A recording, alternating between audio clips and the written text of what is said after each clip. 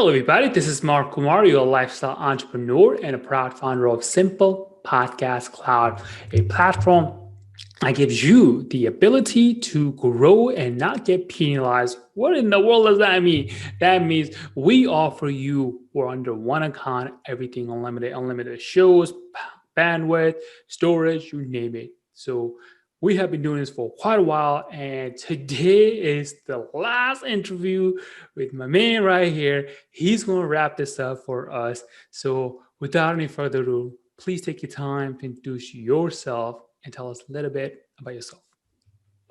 Awesome. First, I want to thank you for this opportunity and introducing myself. My name is Clifton Pettyjohn. I am your trusted voice of transformation, and I assist people in their process of living a transformed life through discovering their purpose and executing their purpose. I do this in a wide variety of ways. I have a podcast, I have a radio show, I've written a book. I do one-on-one coaching. I do group coaching sessions. I also am a motivational speaker. So I use my platform to help people position themselves as it relates to purpose. All right, I'm excited. This is going to be a great conversation. Yes, So, yes. just out of curiosity, why podcasting? You could have been doing anything like YouTube, anything else. Why podcasting? Just curious. And I get asked that question a lot. And here's the honest answer. Okay. I was sitting around one day and I love to listen to podcasts. I love to listen to podcasts. And because the range of topics that you can hear on any podcast varies beyond belief. So one day I was just sitting and I actually was in a session with my therapist and I was writing my second book, but I found myself stuck. I didn't know what to say next. I had writer's block. That was my first time ever experiencing writer's block. And my therapist asked me, well, why don't you just talk it out? Why don't you just begin to talk? And I was like, well, what do you mean begin to talk? I talk enough because, as I said, I host a radio show. So I'm like, I talk enough. And he was like, why don't you just start a podcast and just start to voice your book? And that's how it all got started. I had no professional equipment. I had no experience. I didn't listen to anybody. I just recorded, uploaded it, and there it was.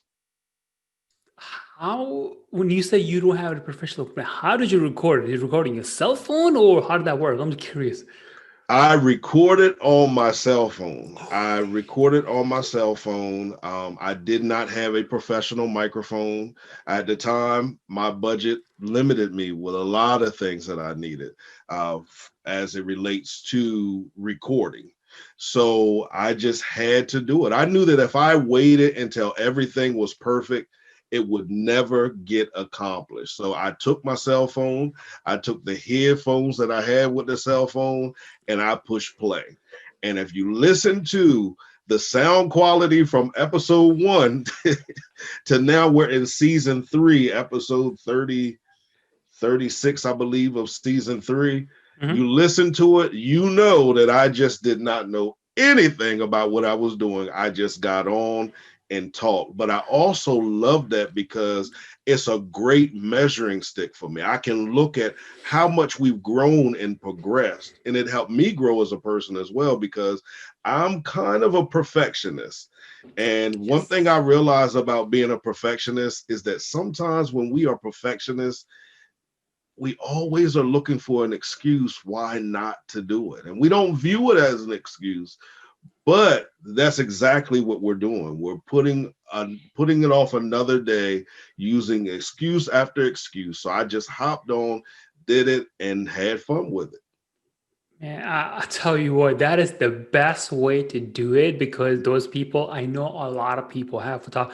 I have interviewed a lot of podcasters. Some people were blessed. You could say they had a friend who would lend them the equipment. They were like, oh, we're great. I'm like, you guys are so lucky because I know people who literally just use their cell phone like yourself and then just went with it, which is great because if you want to become great, you have to start somewhere, Yes.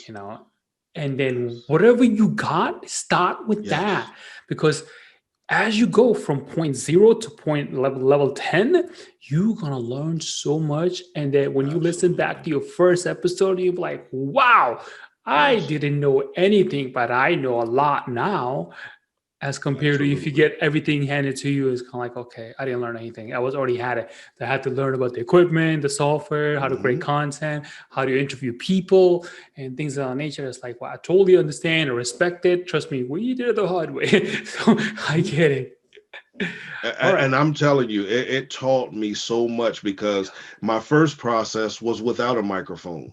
Yep. Then one of my friends loaned me their microphone for about a span of 7 months. And then finally, I did research and, because so many people tell you this is a great mic. Of And then you course. read another review and it says this isn't a great mic. So finally, I settled on the Blue Yeti Yep. and recorded with that. So, yeah, it has been a journey. It has taught me so much, and it has also helped me go back and help others that are interested in starting, giving them positive feedback and giving them the encouragement to just do it. Just do it. That's anything in life sometimes, though. Sometimes we have to stop attempting to over plan, over process, overthink, and just begin to execute. Man, if you think about it, just do it. Nike has it right. They built the whole goddamn brand Yes. around it. Just do Yes. it. Just do it. Yes. I totally get it. So yeah. So yeah, Blue Yeti is really good microphone. I never had the pleasure of using it, but I know a lot of people who had. They're like, I love it, and it's really good if you just want to get podcasting starting, and then go from Yes. there. So, what are some of the things that you have learned since you podcast or started podcasting? Just curious.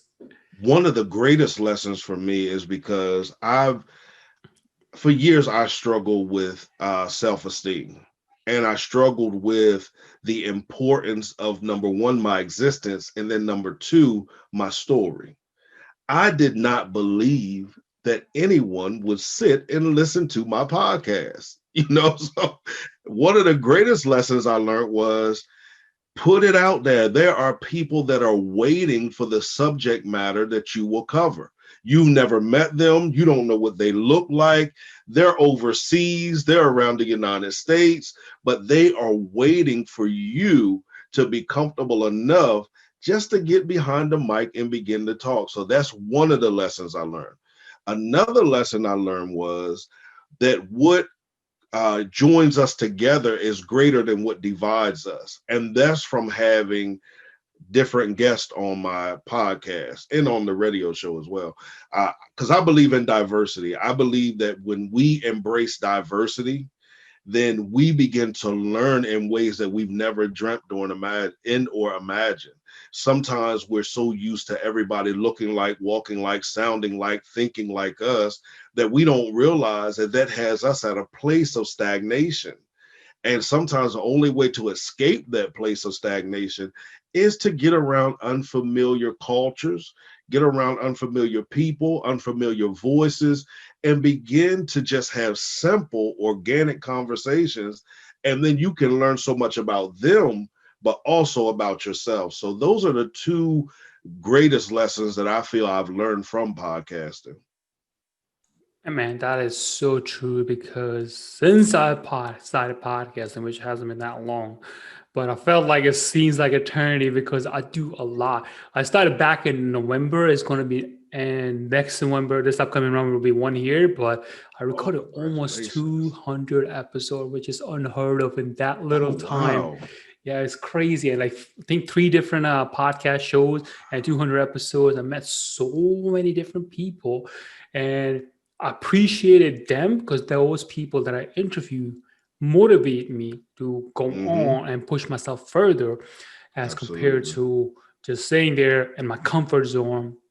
So I totally understand. And then on the flip side of it, where people like, oh man, I love your podcast. It's so cool. And then I get the emails and I send other people emails. It's like a concert, constantly a circle revolving around the positivity side. At Absolutely. least that's what I feel.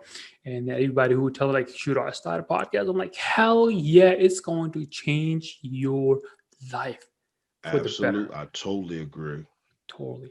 So, all right. So we talked about your microphone journey and all that stuff. So, how do you go about edit your podcast? Do you do a lot of editing or just focus on the main content and you just let it rip?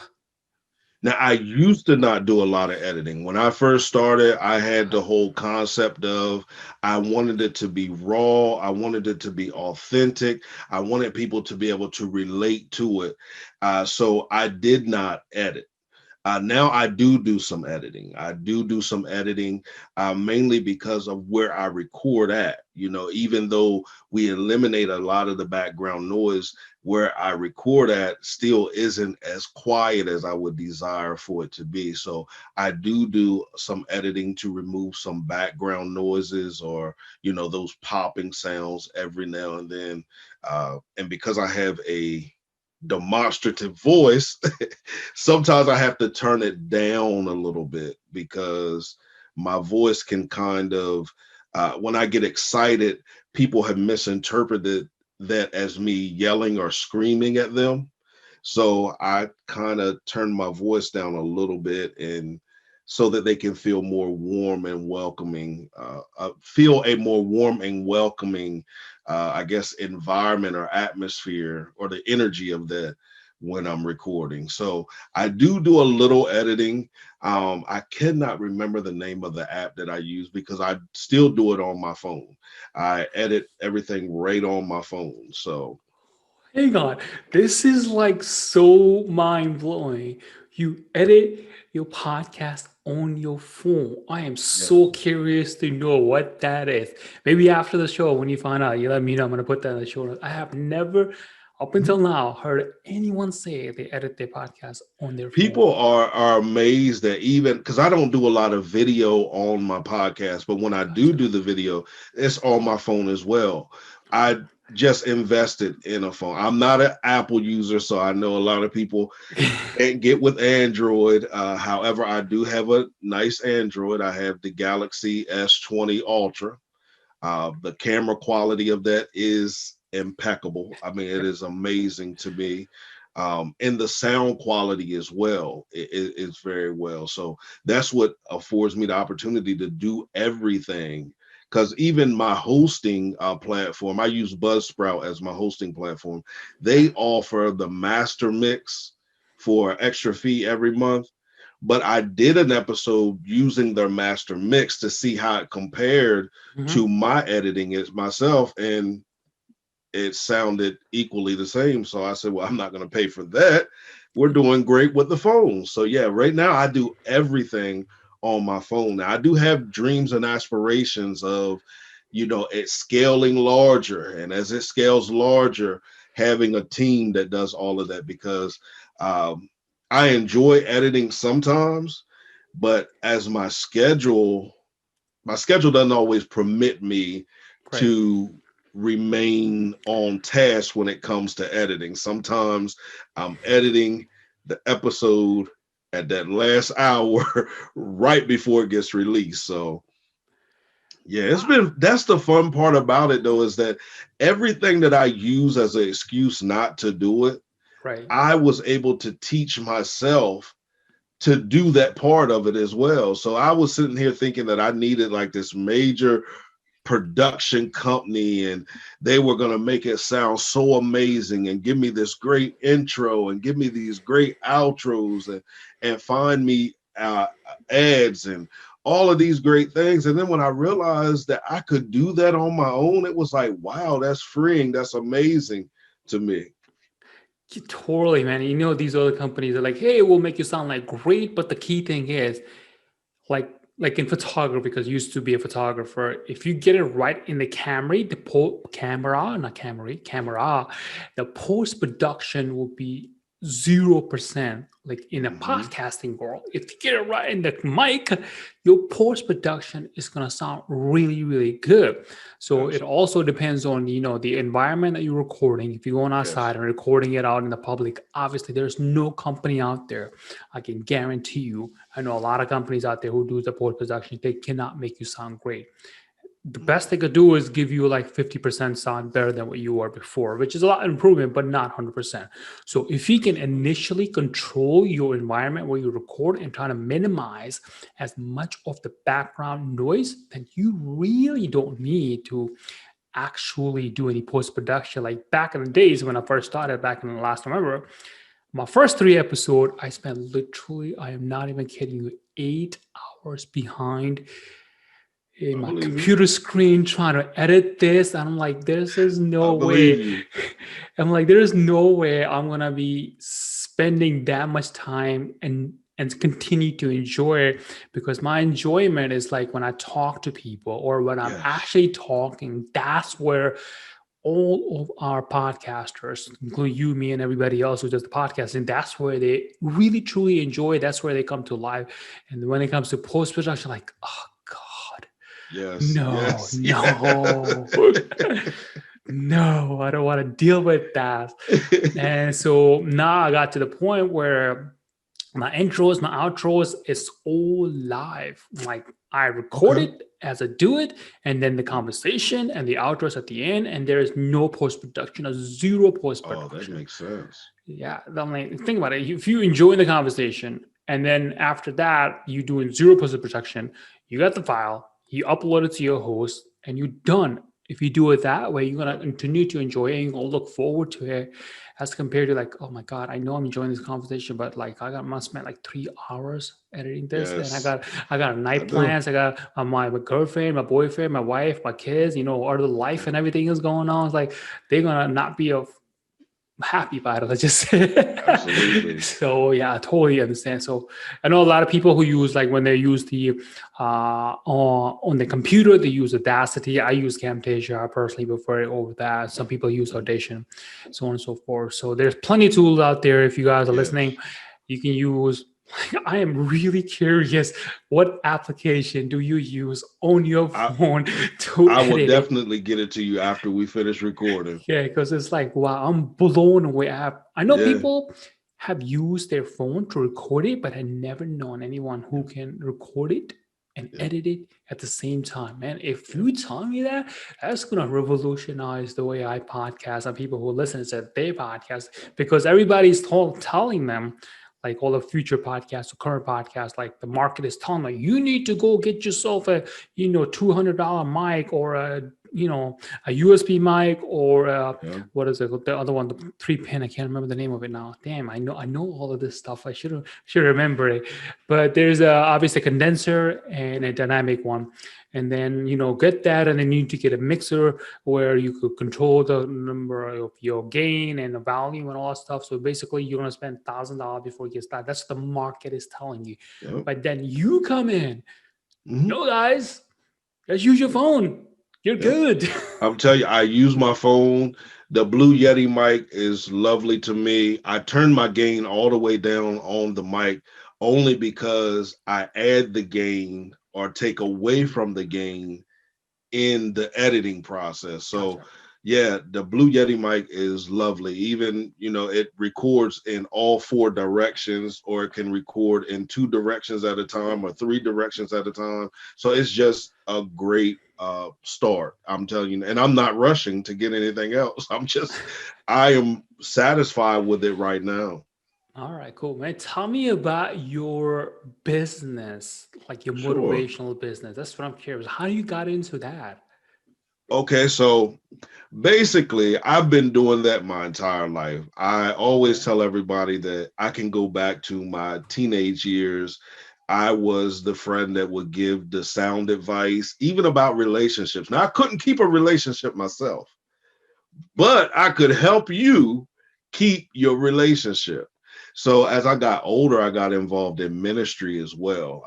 Grew up in church, so I always was around ministry. But around the age of 19, I started getting involved in ministry as it relates to the speaking part of ministry. And as I began to do that, I found myself, helping out a lot. I was helping a lot. I have an education background, but I always felt like there was more to life. Like there's something else that's missing. I'm enjoying this. I love to see people happy. I love to see people have those aha moments.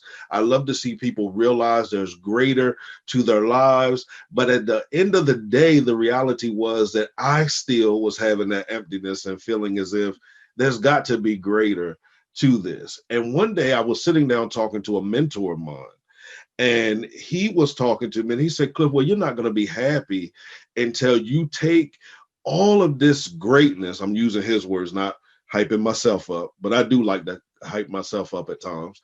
But he said, all of this greatness that you have in you, you need to bottle it all up and put it in a business plan. And then from that business plan, begin to chart your own life, begin to chart your own life and blaze your own trail. He always talks about being a trailblazer, blaze your own trail. So I'll say I unofficially started it probably about 10, 11 years ago, but I really started getting serious about it 2 to 3 years ago, like really begin to understand the business side of things and realizing that there's a lot of things that I honestly was giving away for free that people were paying 4 to 5 figures for, from the coaching side of things, the consulting side of things, the speaking side of things. I just love to do it so much. I was willing to do it for free. And then, you have to start to think about yourself and your family and the goals you have in life. And God grants us all different gifts, talents, and abilities. And for those who may not subscribe, to the term God or the creator that I subscribe to, your higher power has given you, those gifts, talents, and abilities. And we have to begin to take those and begin to use them in ways that we've never thought before. So I began to step out. It was the scariest thing to ever do. I'm not going to sit here and tell you that every day is the greatest day in the world. I'm not going to sit here and tell you that my bank account is as fat as I want it to be. I'm not going to sit here and say that it all makes sense every day.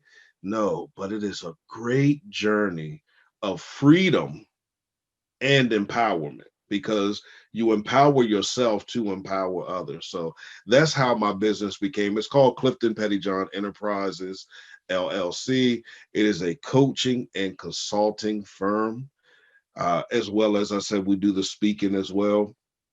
So that's pretty much how it got started and the gist of everything. Oh man, I totally 100% agree with you. I know a lot of people were in the same boat, but when they took the action, they go to a different path. I think the very, very first thing, no matter which country, which industry you are going to go into, the first thing that change is the mindset. So Oh yes, there you see, you talk trying to to me get me about excited now. that. How did you have to change your mindset to before you opened your business? Like, tell me, let's start from there. So, you opened your business here, and then prior to that, what was your mindset? And then what happens afterwards? Well, I had to completely shift my mindset, not just in relationship to business, but in relationship to my life. I always tell people, I can't remember who said this quote, but it says, before you can be the CEO of any company, you have to be the CEO of your own life. And growing up, I had very low self-esteem. I think I said it earlier, I can't remember, but I had very low self-esteem. I didn't see myself as a person that could be successful. Now, granted, others saw it. Others saw it. They spoke it into my life. They spoke it over my life. They invested greatly in me. They believed awesomely in me. But it wasn't until I started to have some type of revelation, some type of understanding that it was possible for me that I began to connect with what they all were saying. That honestly did not happen until I started on this journey, this entrepreneur journey, because I growing up, as I said, there was those struggles, and then I started in the school system. I worked in the nonprofit sector as well, and I worked with children. I worked with families. I worked with children that people labeled as having no hope, no way, no how. They can't learn. They can't do anything functional. They're going to be in jail the rest of their lives. Those are the type that I loved to work with. But nobody knew that while I was helping and assisting in the transformation of those families, I myself was still in a very dark place. I was in a very dark place. So, one of the things that had to change for me when it came to business was an understanding of yes, you can do it. You don't have to depend on anybody else to do it. And then you come in and you help them. You've done enough of that. Now it's time for you to be that creative that you were called and designed to be. See, I didn't really think that I had any creative expression or any creative ability. I looked down on everything that was inside of me that wanted to come out. I just didn't see the value of it. So my mindset had to change for me to understand just how valuable I was to myself, to my friends, to my family, and to the world. And when that mindset shifted, then it was started to be a little easier for me to step out and do the entrepreneurship. Listen, I'm talking about something I can't even pronounce right now. Entrepreneurship. But to be honest, like I said, I started and stopped and started and stopped and started and stopped until I began to understand. One day I was given a talk about momentum. And one of the things I said as I was giving that talk was that when you keep starting and stopping, you lose momentum. And we need momentum in every stage of our lives. There's momentum that matches every stage of our life. And right as I was saying it, in my mind, I was saying, I hope you're listening to this because it's you that keep stopping the momentum that you need to be everything that you were called and designed to be. So that was the mindset that had to change for me. The first mindset that had to change for me was the personal side of things. Then there was the business side of things. Like I said, I was used to the ministry aspect of it. So I was used to giving it away. Even when I wrote my book and I used to give away more books than I would sell. And my coach used to tell me all the time, that's great that you have that heart, but Cliff, you're making it harder on you. You're not setting yourself up for financial freedom. You're not setting yourself up to live the life that you desire. You're setting yourself up to call yourself an entrepreneur, but yet you're really a nonprofit organization posing as, a actual business. So I had to learn all of that. I had to learn that it's okay to not give everything away, but still keep that heart. I still have that heart to where I will give away, but I've learned how to not give away as much as I normally do.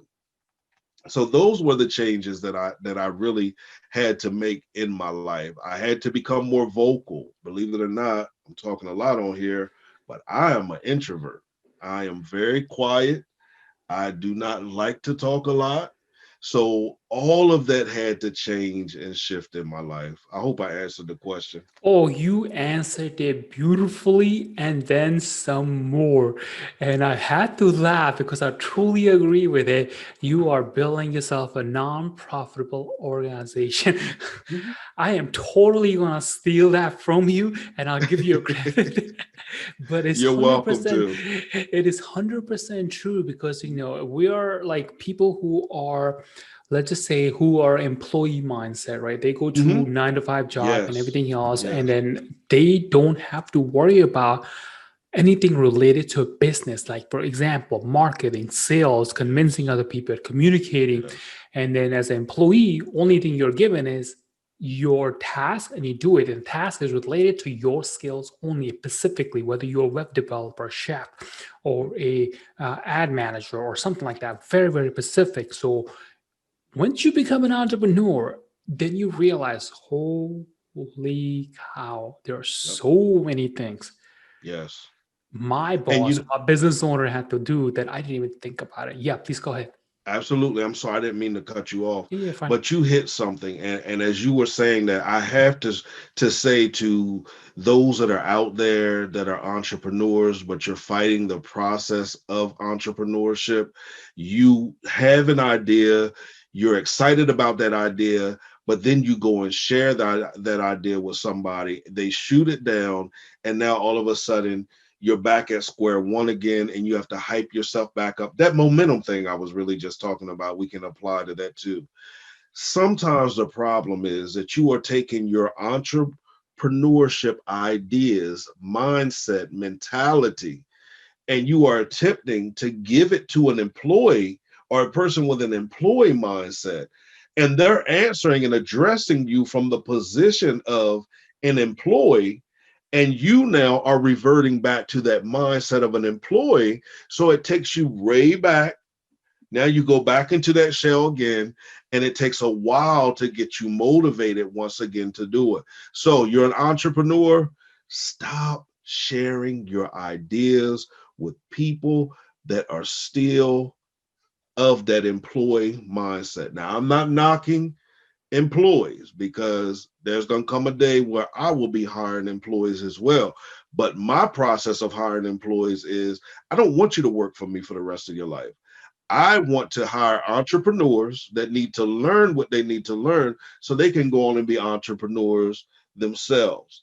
Because I believe that we all have some degree of entrepreneurship inside of us. Like I said earlier, we are the CEOs of our lives, or need to be the CEOs of our lives. So that's my encouragement. Stop submitting your vision, your purpose, your design, your baby.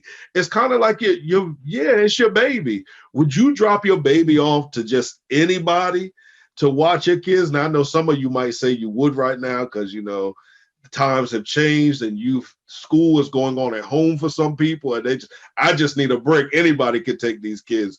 But in an ultimate reality, we wouldn't just give our newborn baby or any of our kids just to anybody that does not have the skill set or the mindset or even the heart to carry it the way that it needs to be carried, or take care of it the way that it needs to be taken care of. So hold your baby tight, and make sure that when you are sharing it with somebody, it's with somebody that can help push, motivate, and encourage you, or somebody that can help be a resource to that vision that's inside of you.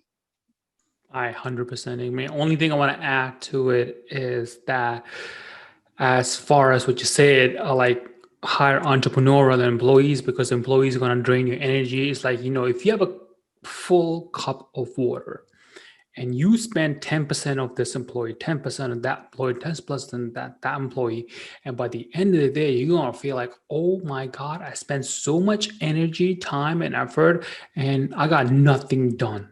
Right. Right, right, right. So to keeping that mentality, what you said, just keep your cup full. So Yep. hire people, and I really want to talk to you about this.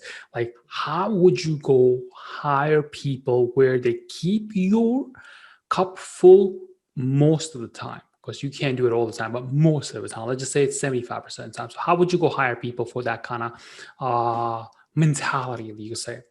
So what would you look for if you wanted to hire somebody who's going to help you take your business to the next level?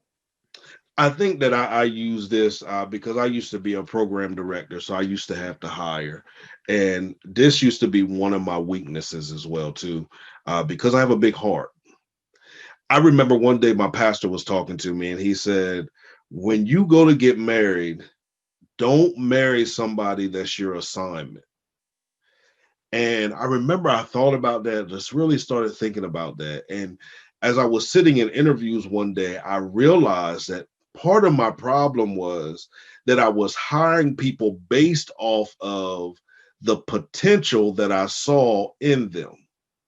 Now, I'm not saying that's a bad thing. That's not a bad thing, but that is not a great thing if I'm only going off of the potential that I see. You know why?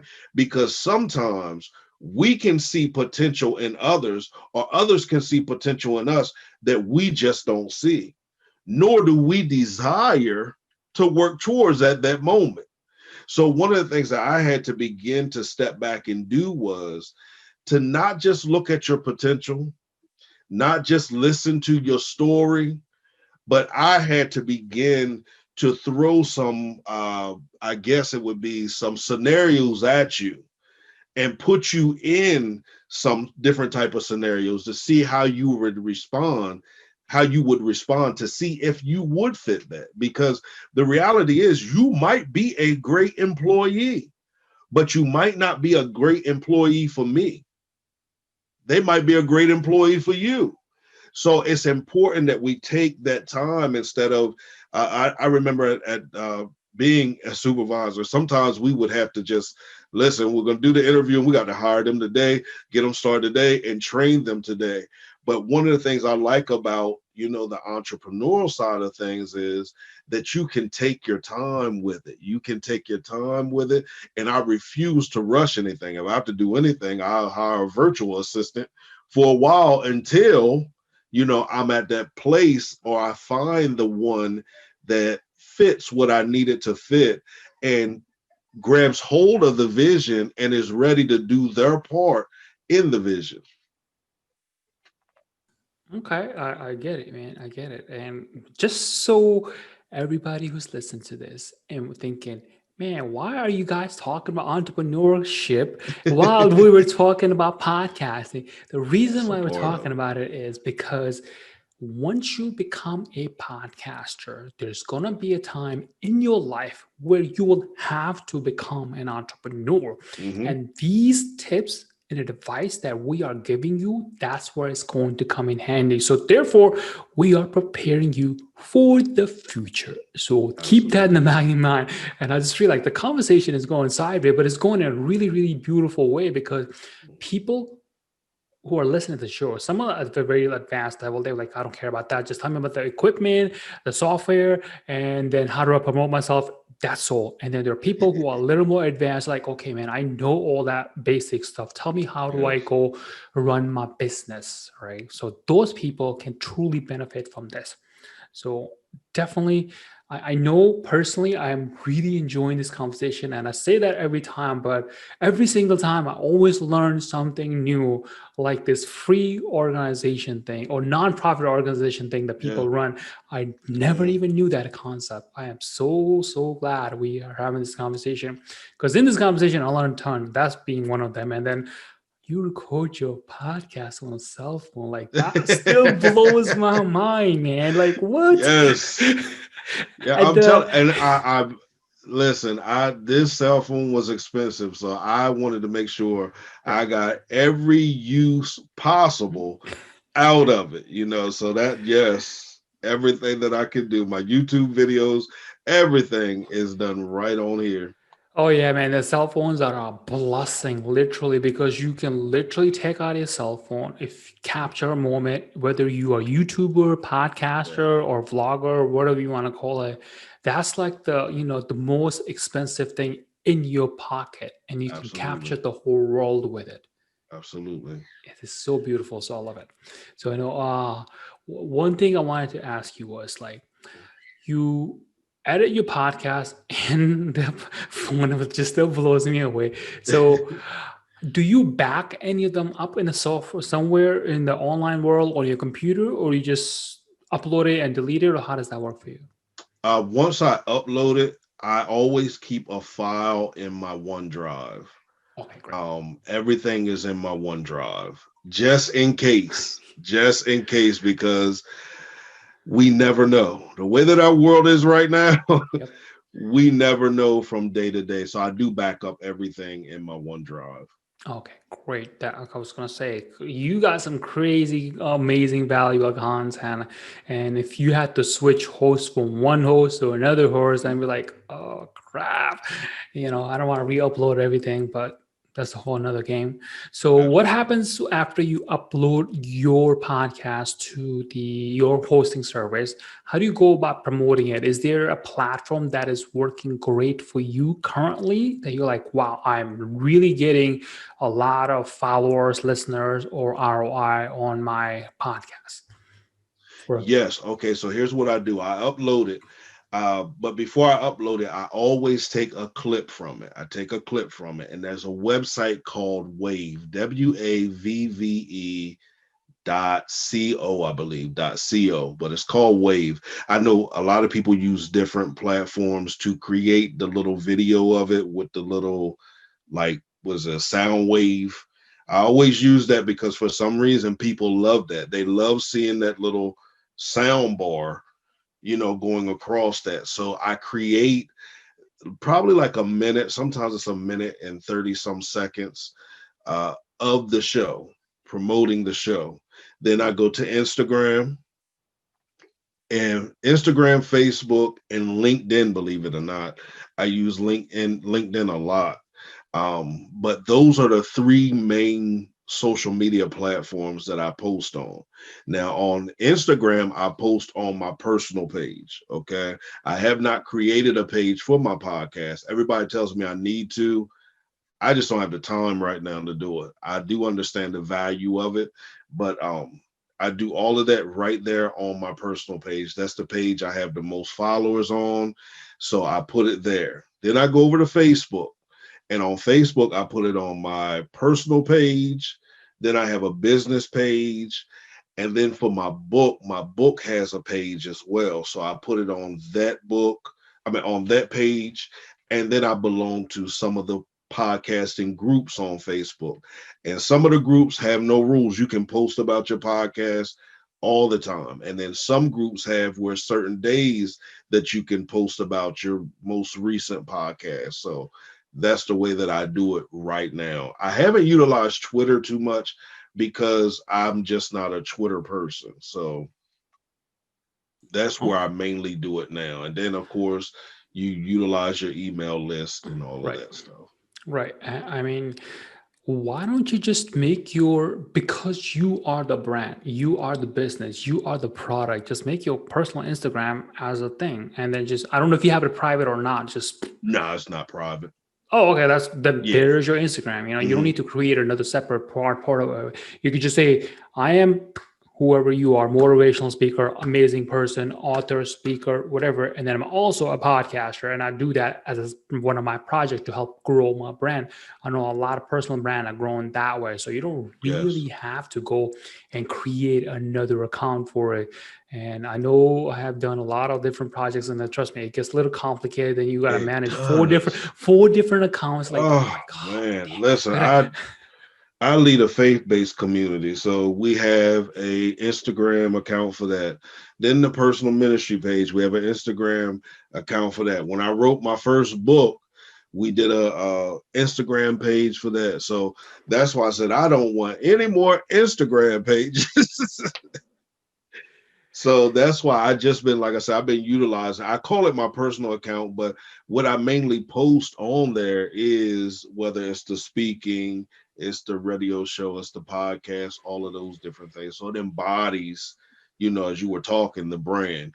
Yep, absolutely, man. And then I don't know if you ever or have been using it or not, the hashtag market on Instagram, that really, Yes, really, really crucial. And yes, it's like almost unbelievable and scary because how well it works depending on when you upload your content. Like, for example, if you do it as between the hours of US time, between the hours of 6 and 8 p.m. and hashtag it, you're going to get a lot more engagement. And then yes, people who are listening to it may not know what in the world is a hashtag marketing, Instagram hashtag marketing. Basically, what happens is you upload something on Instagram, let's say on Monday afternoon between the hours of 6 and 8 p.m.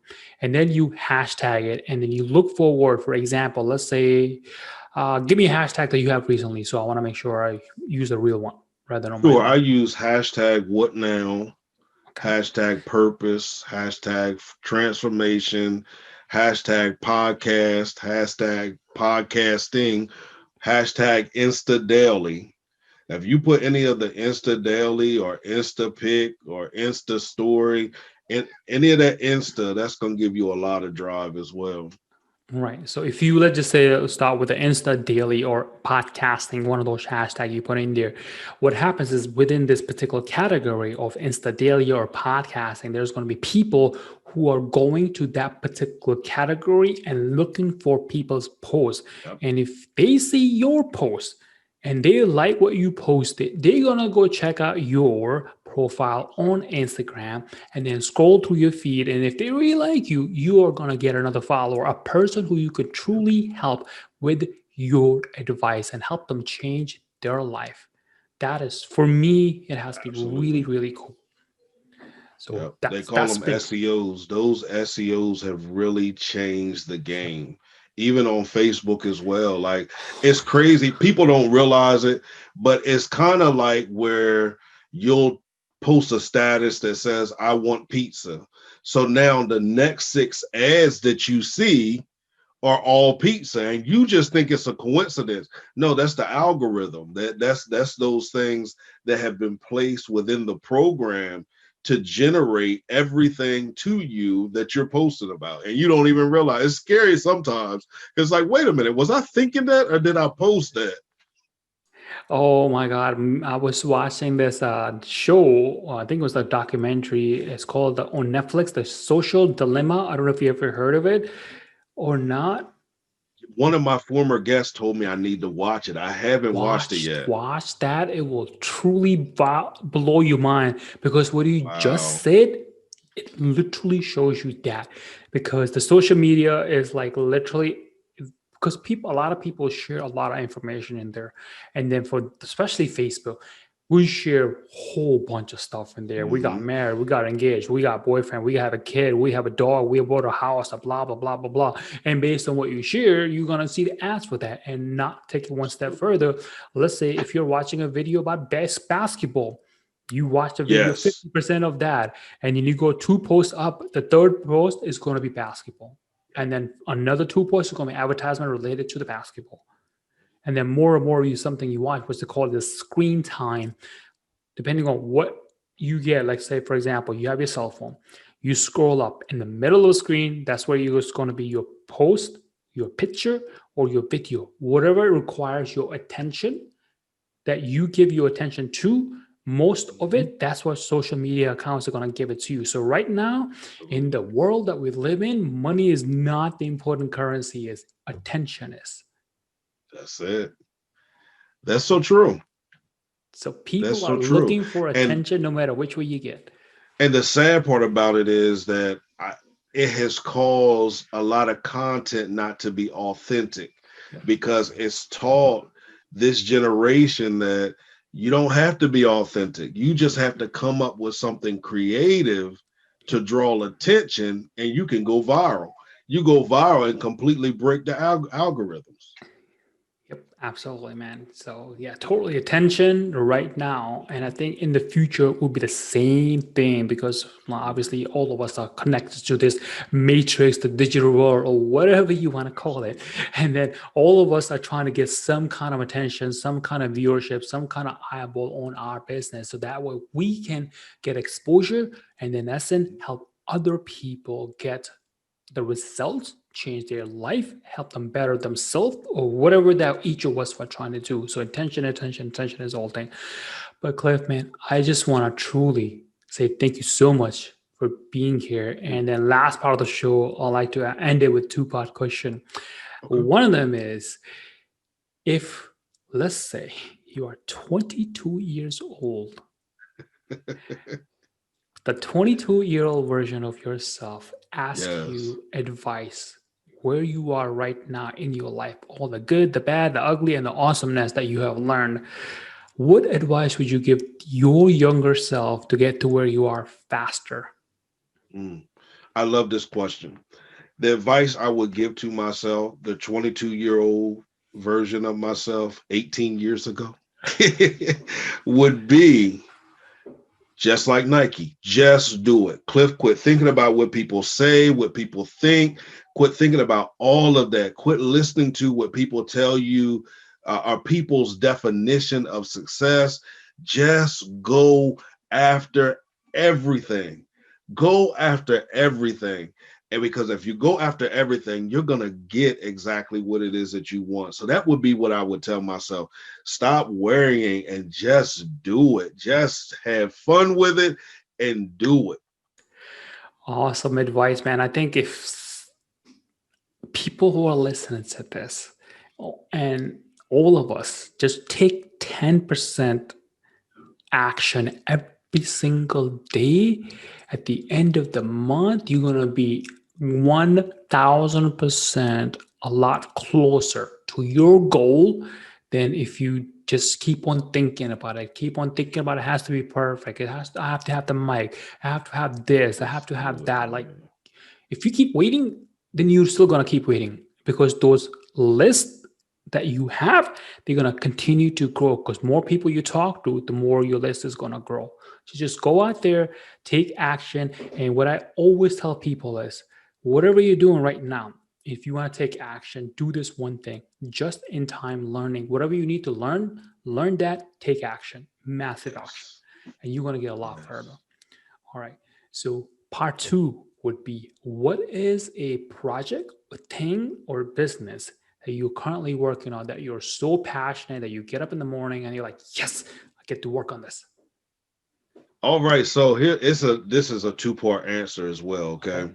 So what I'm working on right now is two books. I'm working on two books. The first book, as I said, was the book that I got stuck on, and my therapist told me to begin the podcast. I'm converting the podcast into a book.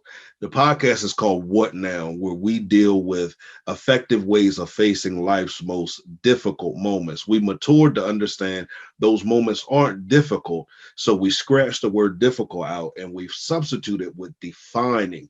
Why? Because we have the right, the ability, and the responsibility to define those moments ourselves and not allow those moments to define us. So right now, I am taking all of these episodes. I have 90 some episodes now, I believe it is, and I'm converting them into the book. Okay, that's the first project. The second project is a book as well.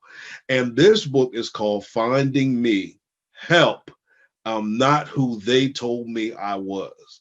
So those two things are so exciting for me because I'm telling my story in both of them. And this is my first time sharing my story completely in a book. In my first book, it dealt with some of my story, but it also dealt with stories from other people that I had talked to over the years. It's called From Stagnation to Transformation.